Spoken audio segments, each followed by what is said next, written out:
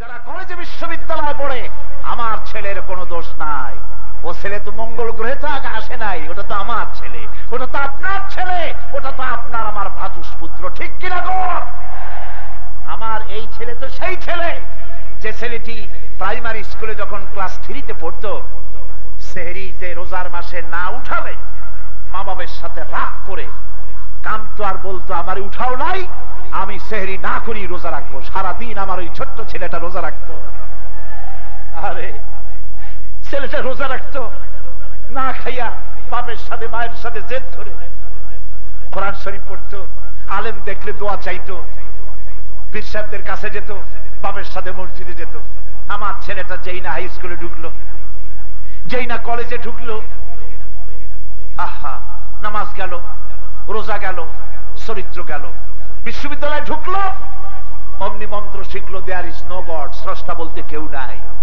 আর মাওলানা মৌলবী দেখলো, আলেমদের দেখলেই এরাই দেশটারে খাইছে। আরে বাবা, আলেম ওলামা কি ক্ষমতায় গেছে কখনো? আলেম ওলামা তো ক্ষমতায় যায় নাই। যারা ক্ষমতায় গেল না তারা খাইছে, আর যারা বসে আছে ক্ষমতায় ওরা বুঝি না খাইয়া সুখী হয়ে যাচ্ছে নাকি? আজীব তামাশা। আমার ছেলের দোষ না, আমার ছেলের দোষ। কথার জবাব দেন না কেন? আমার দেশের সম্মানিত প্রেসিডেন্ট বিচারপতি শাহাবুদ্দিন আহমদ সাহেব বলেছেন, ছাত্র রাজনীতি আমি পছন্দ হোক। আমি তার সাথে পার্লামেন্টে আরেকটা কথা যোগ করেছিলাম, ছাত্র রাজনীতি বন্ধ করতে হলে শিক্ষক রাজনীতি বন্ধ করতে হবে। আমার ছেলেকে ওরাই চরিত্রহীন বানিয়েছে, আমার সোনার টুকরা ছেলেকে কয়লার টুকরা, পাথরের টুকরায় ওরাই পরিণত করেছে। সমস্ত শিক্ষকের বিরুদ্ধে আমার অভিযোগ নাই, যেসব শিক্ষক নাস্তিক, জিন্দিগিতে মসজিদে আসে না, আল্লাহরে স্বীকার করে না, এরা আমার সোনার টুকরা ছেলেকে নষ্ট করেছে, ঠিক কিনা? সুতরাং ছেলেটা কলেজ বিশ্ববিদ্যালয়গুলিতে এই কোরআন শরীফের 30টা পারা যদি পড়াইতে হইতো। আচ্ছা, একটা কথা বলি, বাংলাদেশে মাদ্রাসা আছে কি নাই? সন্ত্রাসের কারণে মাদ্রাসা বন্ধ হয়েছে, ঢাকা আলিয়াটা বাদে বাকি কন্ত দেখি কোন জায়গায় বন্ধ হয়েছে? ঢাকা আলিয়াও হইতো না, ওইটা সংক্রামক ব্যাধির কাছেই আছে, যার জন্য ওটা সংক্রামিত হচ্ছে বারবার। কথা বুঝতে পেরেছেন? সন্ত্রাসের কারণে তো মাদ্রাসা বন্ধ হয় না, কলেজ বিশ্ববিদ্যালয় বন্ধ হচ্ছে। কেন বন্ধ হচ্ছে? মাদ্রাসায় হয় না কেন? হয় না, মাদ্রাসায় কোরআন পড়ানো হয়, হাদিস পড়ানো হয়। আপনি বলবেন কলেজে বিশ্ববিদ্যালয় তো পড়ানো হয়। হ্যাঁ, পড়ানো হয়, পরীক্ষা পাস করার জন্য 40টা হাদিস আর কোরআন শরীফের কয়েকখানা আয়াত। এতে কি হবে? এতে হবে না।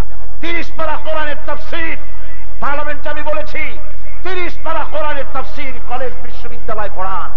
কলেজ বিশ্ববিদ্যালয় রাসূলুল্লাহর 6খানা বিশুদ্ধ হাদিসের গ্রন্থ পড়ান, তাহলে গুন্ডা, চোর, টাকা বেরোবে না। ওরা উপহার দেবে শহীদ তিতুমীর, উপহার দেবে মজনু শাহ ফকির, উপহার দেবে সালাউদ্দিন আইয়ুবী, উপহার দেবে খালিদ বিন ওয়ালিদ।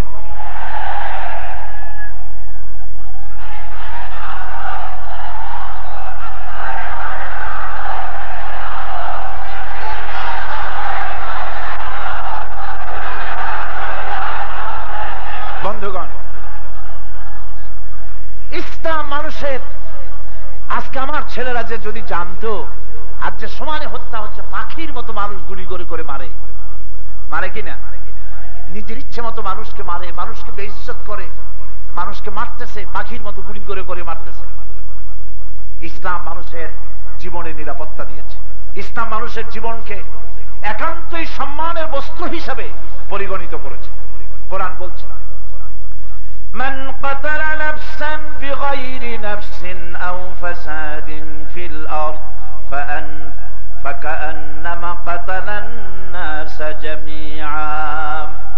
আল্লাহ পাক বলেন, কেউ যদি একটা মানুষকে অন্যায়ভাবে হত্যা করে, হত্যার অভিযোগ রয়েছে, কেউ কাউকে হত্যা করেছে অথবা বিশৃঙ্খলার সৃষ্টি করেছে, আল্লাহ হত্যা করতে বলেন নাই, আল্লাহর আইনে পড়ে না।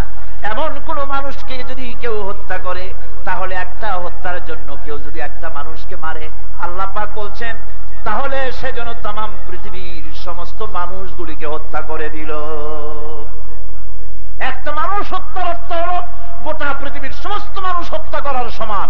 আল্লাহ পাক বলছেন একটা মানুষকে যদি কেউ বাঁচায় দেয় তাহলে সে যেন তামাম পৃথিবীর সমস্ত মানুষগুলিকে বাঁচায় দিল। সুবহানাল্লাহ। এই জন্য হত্যা করা জায়েজ নাই, এমনকি আত্মহত্যাও জায়েজ নাই। জীবনটা তো আপনার না, এই জীবনটা কার? আমরা দাবি করি আমার জীবন, কিন্তু জীবন দিয়েছেন কে? সে আল্লাহ রাব্বুল আলামিন বলেছেন ওয়ালা তাকতুলু আনফুসাকুম, আত্মহত্যা করো না, নিজেকে হত্যা করো না। মানুষ হত্যা করা সবচাইতে জঘন্য কাজ। পৃথিবীর ভিতরে নরহত্যার চাইতে জঘন্য পাপ আর হয় না। মানুষকে হত্যা করো না। কথায় কথায় 10 টাকা 15 টাকার জন্য, নিজের ক্ষমতার স্বার্থের জন্য মানুষকে হত্যা করা আল্লাহ পাক নিষিদ্ধ ঘোষণা করেছেন। এই নরহত্যার, আজকে আমার দেশে নরহত্যা হচ্ছে সমানে। বিচার নাই বলে হত্যা বাড়তেছে।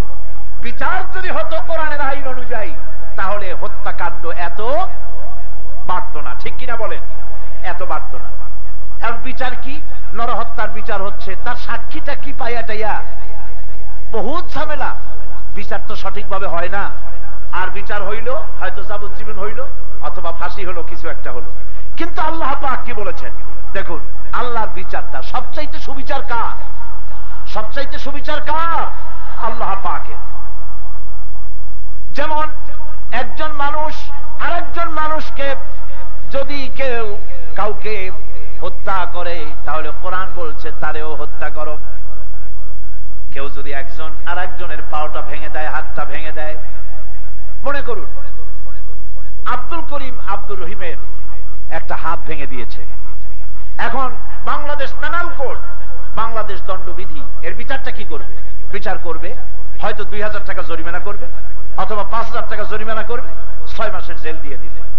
এখন বিচার সঠিক কিনা, এই বিচারের প্রতীকটা কি? ন্যায় বিচারের প্রতীক কি? আরে ভাই বলতে অসুবিধা কি? দাড়ি পাল্লা। জোরে বলেন কি? দাড়ি পাল্লা ন্যায় বিচারের প্রতীক। ইনসাফ কি মুকদ্দাস তারাজু, এটা হলো ইনসাফের পবিত্র প্রতীক। দাড়ি পাল্লা, দাড়ি পাল্লা উপরটায় যেটা থাকে ওইটা হলো দাড়ি, আর দুই দিকে যে দুইটা ঝোলে ওই দুটার নাম পাল্লা। আব্দুর রহিমের হাত ভাঙছে, ভাঙ্গা হাত এক পাল্লায় রাখেন। আর আব্দুল করিম ভেঙেছে, তার 2000 বা 5000 টাকা জরিমানা আর 6 মাসের জেল এক পাল্লায় রাখেন। দাড়ি ধরে টান দেন, সমান হবে কি? সমান হবে? হবে না। কি হলে সমান হবে? আল্লাহ রাব্বুল আলামিনের বিচার দেখুন।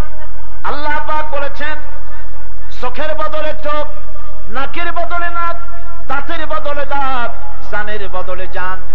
হাতের এই জখম যেভাবে করেছে সেই রকমের জখম।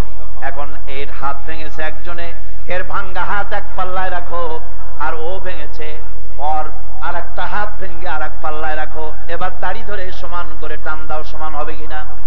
সমান হবে কিনা? এটাই হলো আল্লাহ পাকের বিচার। হত্যা করেছে তার শাস্তি, তাকেও হত্যা করো। আল্লাহ পাক বলেছেন মান কাতালা মুমিনান মুতাআম্মিদান ফাজাযাউহু জাহান্নাম। আল্লাহ পাক বলেন ইচ্ছে করে যদি কেউ কোনো মুমিনকে, কোনো মানুষকে হত্যা করে তাহলে তার শাস্তি হবে কেবলমাত্র জাহান্নাম। শাস্তি কি? জাহান্নাম। চিরকাল তাকে জাহান্নামে থাকতে হবে যদি কেউ নরহত্যার দায়ে দায়ী হয়। মানুষকে যদি কেউ হত্যা করে তাহলে চিরকাল কোথায় থাকবে? জাহান্নামের ভেতরে তাকে থাকতে হবে। বাইতুল মুকাররমের সামনে পল্টনের মাঠে তাকে আনা হোক। চতুর্দিকে সাংবাদিক থাকবে, রেডিও এবং টিভি ক্যামেরাম্যান থাকবে, পত্রপত্রিকার ফটোগ্রাফাররা থাকবে। হাজার হাজার মানুষের উপস্থিতিতে কোরআনের রায় পড়ে শোনায়া তাকে হত্যা করা হলো। চতুর্দিকে সাংবাদিক থাকবে, রেডিও এবং টিভি ক্যামেরাম্যান থাকবে, পত্রপত্রিকার ফটোগ্রাফাররা থাকবে। হাজার হাজার মানুষের উপস্থিতিতে কোরআনের রায় পড়ে শোনায়া তাকে হত্যা করা হলো।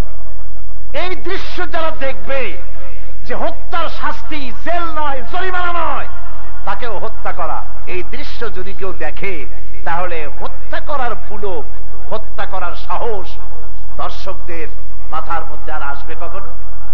আসবে কখনো? জেনার শাস্তি আজ আমার দেশে সমানে ধর্ষণ হচ্ছে। বাংলাদেশের ইতিহাসকে কলঙ্কিত করেছে। এত ধর্ষণ বাংলার ইতিহাসে কোনোদিন হয় নাই। এই যে পাইকারি দরে ধর্ষণ হচ্ছে, বিচার নাই, বিচার নাই। বিচার হলে এটা হইতো না। আল্লাহর বিচার, বিচারটা কার হতে হবে? কার হতে হবে? এই জন্য বলছি, কোরআন তো তাবিজের কিতাব নয়, কোরআন তো তদবিরের কিতাব নয়, কোরআন জীবন ব্যবস্থা। কোরআন কি? তিবিয়ানান লিকুল্লি শাই, সব কিছু খুলে খুলে আমি কোরআনের মধ্যে বলে দিয়েছি। কম সুবহানাল্লাহ। জিনাকারকে ধরা হলো, জিনার শাস্তি হতেছে পাথর মেরে উড়িয়ে দাও। কোন জিনাকারকে ধরা হলো আর তাকে প্রমাণ হলো সে ধর্ষণ করেছে, প্রমাণিত হয়ে গেছে, তাকে নিয়ে আসো সকলের সামনে। এরপরে চতুর্দিক থেকে লোকেরা তাকে প্রস্তর নিক্ষেপ করুক, তার উপরে শরীয়তের যে হদ আছে তা চালু করুক, তার গোশত এবং হাড্ডিকে বাতাসের সাথে মিশিয়ে দেওয়া হোক। এই দৃশ্য, ধর্ষণকারীর এই চরম শাস্তি যারা চোখে দেখবে, অন্তত 1 বছরের মধ্যে ধর্ষণ করার চিন্তা মাথায় আসবে। আসবে ধর্ষণের নামটা শুনলেও 3 জগ পানি খাবে ভয়ের চোটে। এটা হলো আল্লাহর বিচার। এই বিচারটা কার? আল্লাহ পাকের। ওয়াফিল কিসাসে হায়াতুন, এটাই হলো আল্লাহ পাক বলছেন এই নরহত্যার, মানুষকে হত্যা করার বিচার হচ্ছে এটি। এর ভিতরে রয়েছে তোমাদের জীবন। এটাকে, এর মধ্যে জীবন এক থেকে হত্যা করে লক্ষ কোটি মানুষকে বাঁচায় দাও। সৌদি আরবে যত অপরাধ হয়, সারা বছরে যত অপরাধ হয়, চুরি হয়, ডাকাতি হয়, জেনা হয়, ব্যভিচার হয়, সারা বছরে শুধুমাত্র আমেরিকার নিউ ইয়র্ক সিটিতে একটি স্টেটে 24 ঘন্টায় তাই হয়। এখন চিন্তা করেন ওখানে হয় না কেন? যেহেতু ওখানে আল্লাহর আইন কিছুটা চালু আছে। সৌদি আরবে কি আছে? কোরআনের কিছু আইন চালু আছে। কোরআনের কিছু আইন চালু থাকার কারণে সেখানে মানুষ সবচাইতে নিরাপত্তা বোধ করে। আজ হজের মৌসুম এসে গেছে, পৃথিবীর লক্ষ লক্ষ মানুষ হজ করতে যাবে। আমরা দোয়া করি যারাই হজ করতে যাবেন সকলের যাতায়াতকে আল্লাহ পাক আসান করে দিন, সকলের হজকে আল্লাহ কবুল করুন। আল্লাহ পাক বলছেন ওমান দাখালাহু কানা আমিনান, যেই আমার হারামে প্রবেশ করলো সেই নিরাপত্তা লাভ করলো। এই হারাম শরীফে প্রবেশ করলো তো নিরাপত্তা লাভ করলো। সুন্দর মেয়েরা যাতায়াত করছে, কালো অমাবস্যার রাতের চাইতেও কালো মানুষেরা যাতায়াত করছে। পৃথিবীতে কোন ধর্মীয় অনুষ্ঠান আপনি বলবেন যেখানে নারীরা যায় আর নির্যাতিতা হয় না, লাঞ্ছিতা হয় না, হারায় যায় না, ধর্ষিতা হয় না? মক্কা শরীফ, মদিনা শরীফ দেখুন, বিগত 4000 বছর ধরে মক্কা মদিনার ইতিহাসে, হজের ইতিহাসে, হারামাইনুস শরীফাইনের ইতিহাসে এটা কোথাও নাই যে একটি নারী হাইজাক হয়েছে, ধর্ষিতা হয়েছে, লাঞ্ছিতা হয়েছে, কোন ইতিহাস নাই। ওমান দাখালাহু কানা আমিনান, যেই প্রবেশ করলো সেই এখানে নিরাপত্তা লাভ করলো। সুতরাং ইসলাম দিয়েছে মানুষের জীবনের নিরাপত্তা। এই জীবনের নিরাপত্তা পেতে হলে ইন্নাদ-দীন ইনদাল্লাহিল ইসলাম, ইসলামের কাছে আসতে হবে। কার কাছে আসতে হবে? ইসলাম মালিকানার নিরাপত্তা দিয়েছে।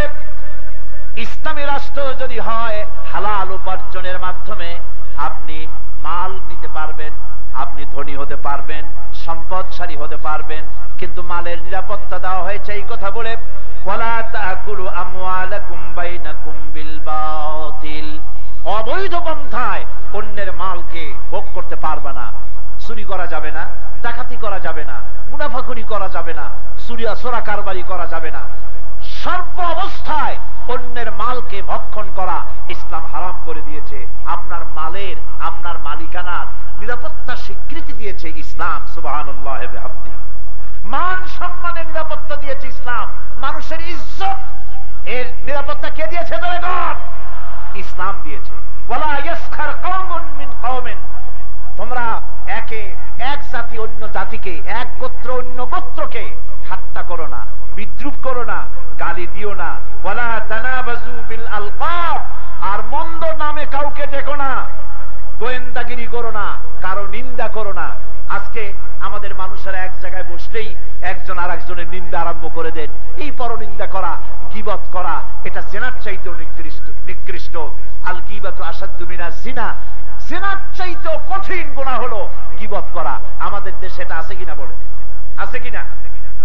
দেখুন, আপনার যদি সাহস থাকে তো যার গীবত আপনি করছেন, নিন্দা করছেন, তার সামনে আপনি বলুন, পিছনে বলবেন না। আল্লাহ রাসূল পরিষ্কার বলেছেন, এক মুমিন আর এক মুমিনের জন্য আয়না স্বরূপ। এক মুমিন আর এক মুমিনের জন্য কি স্বরূপ? আয়না স্বরূপ। আয়নার কথা কেন বলা হলো? এই জন্য বলা হয়েছে, আয়নার সামনে মানুষ যদি দাঁড়ায় তাহলে আয়না বলে দেয় তোমার নাকে ময়লা, তোমার দাড়িটা অবিন্যস্ত, তোমার চোখে ময়লা, তোমার জামার নিচের বোতামটা উপরে লেগে গেছে।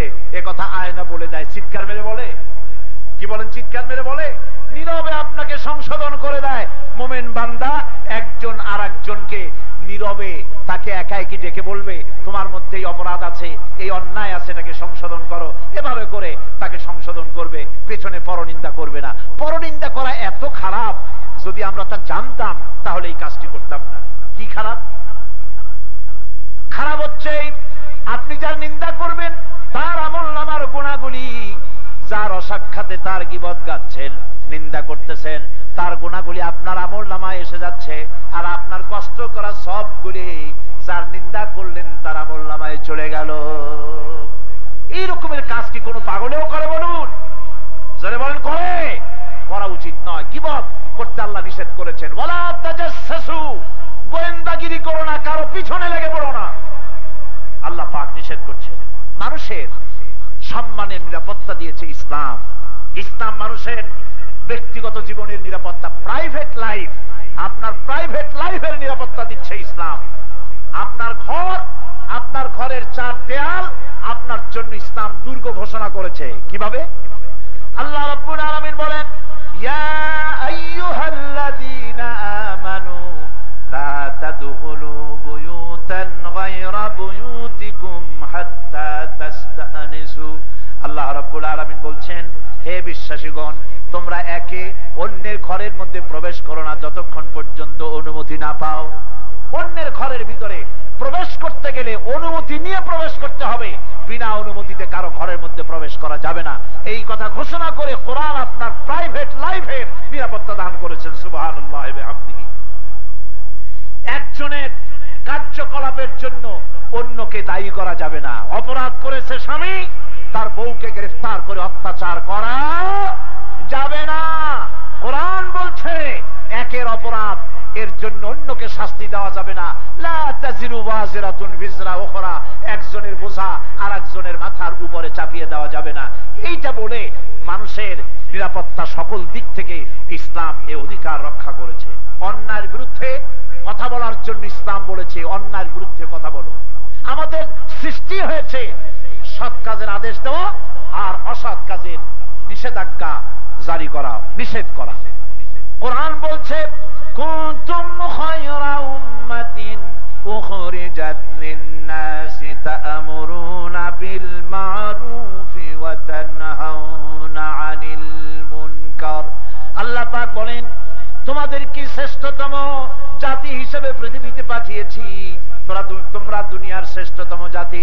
তোমাদের কাজ হলো মানুষকে ভালো কাজের আদেশ দেবে, অন্যায় কাজ থেকে ফিরায় রাখবে। এটা হলো তোমাদের দায়িত্ব। দায়িত্ব কি? অন্যায় কাজের আদেশ করা। কিসের আদেশ করা? ভালো কাজের আদেশ করতে হবে, অন্যায় থেকে ফিরায় রাখতে হবে।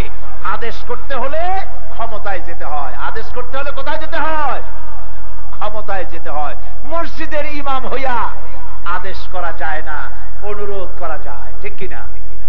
আদেশ করতে হলে কোথায় যাইতে হবে? বঙ্গভবনে যাওয়া লাগবে। আদেশ করতে হলে পার্লামেন্টে যেতে হবে। আদেশ করতে হলে সেক্রেটারিয়েটে যেতে হবে। পাওয়ার আপনার হাতে নিতে হবে, তা না হলে আদেশ কেউ করতে পারে না। তো আল্লাহ পাক বলছেন, আমরা তো অনুরোধের ভাষায় কথা বলি। আল্লাহ পাক বলছেন, কুনতুম খায়রা উম্মাতিন উখরিজাত লিন-নাস, তোমরা হচ্ছে পৃথিবীর মধ্যে শ্রেষ্ঠ জাতি। কত শ্রেষ্ঠ জাতি কারা? আমরা যে শ্রেষ্ঠ জাতি তা বলতেও আজ ভুলে গেছি, ভয়েস চটে বলতে পারি না নাকি? শ্রেষ্ঠ জাতি কারা? আরো জোরে বলুন। আমরা যে শ্রেষ্ঠ জাতি এ কথা আমাদেরকে কে শোনালেন? আল্লাহ পাক। শ্রেষ্ঠ জাতি তুমি, অন্যায় ভালো কাজের আদেশ করবে, অন্যায় কাজ দুহাতে তুমি ফিরাবে। ঈমান যে তোমার কতটুকুন আছে সেই ঈমান মাপার একটা জিনিস আছে। ঈমান মাপার সেই জিনিসটির কথা আমি বলবো কি আপনাদেরকে বলবো? জ্বর যদি কারো হয়, জ্বরের তাপ কতটুকু তা মাপার জন্য একটা যন্ত্র আছে। সেই যন্ত্রের নাম কি? থার্মোমিটার। বাতাস, ঝড়, বৃষ্টি ইত্যাদি হবে কিনা আবহাওয়া মাপার জন্য একটা যন্ত্র আছে, ওইটার নাম কি? ব্যারোমিটার। দুধের মধ্যে পানি মিশানো না খাঁটি দুধ, তা মাপার জন্য একটা যন্ত্র আছে, ওইটার নাম কি? ল্যাক্টোমিটার। এভাবে প্রত্যেকটা জিনিস মাপার একটা মিটার আছে। আপনার আমার ঈমান কতটুকু সেই ঈমান মাপারও একটা মিটার আছে। সেই মিটারটা বলেছেন রাসূল করিম সাল্লাল্লাহু আলাইহি ওয়াসাল্লাম। কি বলেছেন? আল্লাহর নবী বলেছেন, মান রা মিনকুম মুনকারান ফালিয়ুগাইয়িরহু বিয়াদি ফাইন লাম ইয়াস্তাতি ফাবিলিসানি ফাইন লাম ইয়াস্তাতি ফাবিকলবি ফাযালিকা আদাফুল ঈমান। আল্লাহর নবী বলেন, অন্যায় কাজ যদি দেখো, শরীয়ত বিরোধী কাজ যদি করতে দেখো, দুই হাতে বাধা দাও। কেমনে বাধা দাও? ফালিয়ুগাইয়িরহু, এটাকে পরিবর্তন করার জন্য দুই হাতে বাধা দাও। ফাইন লাম ইয়াস্তাতি, যদি তুমি হাত দিয়ে বাধা দিতে না পারো তাহলে মুখ দিয়ে প্রতিবাদ করো। ফাইন লাম ইয়াস্তাতি, যদি তাও না পারো ফাবিকলবি, তাহলে মনে মনে এটার প্রতিবাদ করো। মনে মনে প্রতিবাদ কিভাবে? মনে মনে ওই ফালিয়ুগাইয়িরহুকে আনতে হবে। মনে মনে এইটাকে পরিবর্তন করার জন্য কি করা লাগে সেজন্য পেরেশান হতে হবে। মনে মনে ঘৃণা করে মসজিদে বসে থাকলে হবে না, মনে মনে ঘৃণা করলে হবে না, সর্বাত্মক প্রচেষ্টা চালাতে হবে। যদি তা না করে ঈমানের খাতায় নামও থাকবে না। তাহলে মুখ দিয়া যারা হাত দিয়ে বাধা দেয় তারা হলো ফার্স্ট ক্লাস মুমিন। তারা কোন ক্লাস? যারা মুখ দিয়া বাধা দেয় তারা সেকেন্ড ক্লাস। যারা মনে মনে ঘৃণা করে তারা কোন? Third class. থার্ড ক্লাসের দাম আছে আছে কিনা এখন চাকরি নিতে যাইয়া দেখেন। যদি শোনে থার্ড ক্লাস, আগেই বলবে যে রাস্তা মাপেন, হয় ফার্স্ট ক্লাস না হয় সেকেন্ড ক্লাস, দুটোর একটা হইতে হবে। এই ঈমানের তলব আমাদের মধ্যে আছে কিনা? আজ সমাজের ভিতরে অন্যায় হচ্ছে, অবিচার হচ্ছে, আমরা বাধা দিচ্ছি না, ঠিক কিনা কর? জোরে বলেন সত্য কিনা? পত্রিকায় দেখলাম যে যারে ভালোবাসে টেলিফোনে তাকে দাওয়াত দিয়া রমনা গ্রিনে, তারপরে কি বলে সরওয়ার্দী উদ্যানের গাছের গোড়ায় গোড়ায় একে অপরের হাত ধরাধরি করে ঘুরলো। এটাকে বিশ্ব ভালোবাসা দিবস হলো না বিশ্ব বেহায়া দিবস হলো? ইসলামের সাথে তার সম্পর্ক কি? বিশ্ব ভালোবাসা দিবস ইসলামের পালন করার দরকার নাই, ভালোবাসার জন্য দিবস পালনের দরকার নাই। ইসলামে সারা জীবন ভালোবাসার জীবন। ইসলামে শিশুর অধিকার দিবস পালন করার দরকার নাই, ওইটা দরকার আছে ইহুদিদের, দরকার আছে হিন্দুদের, দরকার আছে খ্রিস্টানের। আমার দরকার নাই, যেহেতু আমার রাসূল বলেছেন মান লাম ইয়ারহাম সাগীরানা ওয়া লাম ইয়াকির কাবীরানা ফালাইসা মিন্না, যে আমার বড়দেরকে সম্মান করে না, আমার ছোটদেরকে স্নেহ করে না, সে আমার উম্মত নয়। ভালোবাসা দিয়ে ইসলামের জন্ম হয়েছে। ভালোবাসা দিবস উদযাপন করার নামে বেহায়ামির সরাসরি বাংলাদেশে বরদাস্ত করা হবে না। বিশ্ব নারী দিবস, বিশ্ব নারী অধিকার দিবস পালন করার দরকার হতে পারে হিন্দুদের, দরকার হতে পারে খ্রিস্টানের, দরকার হতে পারে ইহুদিদের, দরকার হতে পারে বুদ্ধিস্টদের, মুসলমানদের। নারীর অধিকার দিবস প্রতিষ্ঠার কোন প্রয়োজন নাই, কারণ নারীর অধিকার প্রতিষ্ঠা করেছে কোরআন। কে করেছে? নারীর অধিকার কিভাবে প্রতিষ্ঠিত করেছে আগামীকাল আমি বলবো ইনশাআল্লাহ, যদি আল্লাহ আমাকে বলার তৌফিক দেন। আজ এই বিভিন্ন দিবসের নাম করে করে আমার যুবক, আমার যুবতী, আমার দেশের উঠতি বয়সের সন্তানদেরকে, ইয়াং জেনারেশনকে শেষ করে দেওয়া হলো। শুরু হয়েছে 31st নাইট অবজার্ভ করা, 31শে ডিসেম্বর উদযাপন, নববর্ষ, ইংরেজি নববর্ষ উদযাপনের জন্য। বাংলাদেশ পৃথিবীর দ্বিতীয় বৃহত্তম মুসলিম দেশ, এইখানের যুবক যুবতীরা কাপড় চোপড় ছেড়ে যে বেহায়ামি হয়, এদেশে কোন মুসলমান শাসক আছে বলে বিশ্বাস করার কারণ নয়। আজ এখানেই শেষ নয়, আসতেছে নববর্ষ। নববর্ষ উদযাপনের জন্য আয়োজন শুরু হবে আর কদিন পরেই। মেয়েদেরকে দিয়ে রাস্তায় রাস্তায় আলপনা এঁকে, তারপরে বাসন্তী রঙের শাড়ি পরে রমনা বটমূলে গিয়ে সূর্যের উদয়ের পানে তাকিয়ে করজোড়ে মুসলমান মেয়েদেরকে নামায় দেওয়া হবে। মুসলিম যুবক যুবতীরা সূর্যোদয়ের পানে তাকিয়ে বলবে, এসো হে নববৈশাখ স্বাগতম হে। আশ্চর্য কথা, আশ্চর্য কথা।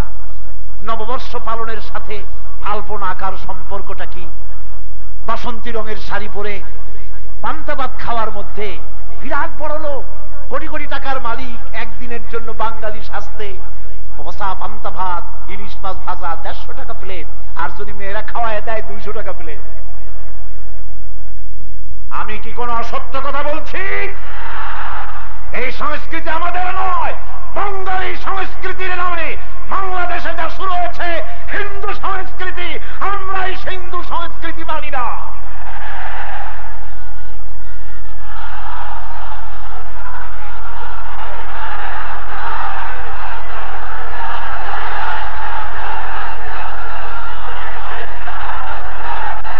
আমার বন্ধুগণ,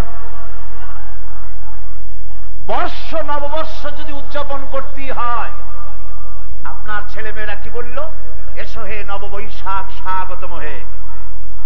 বৈশাখ বলল, বাবাজিরা আমারে ডাকতেছ? ওয়েট এন্ড সি, অপেক্ষা গরমে আসতেছি।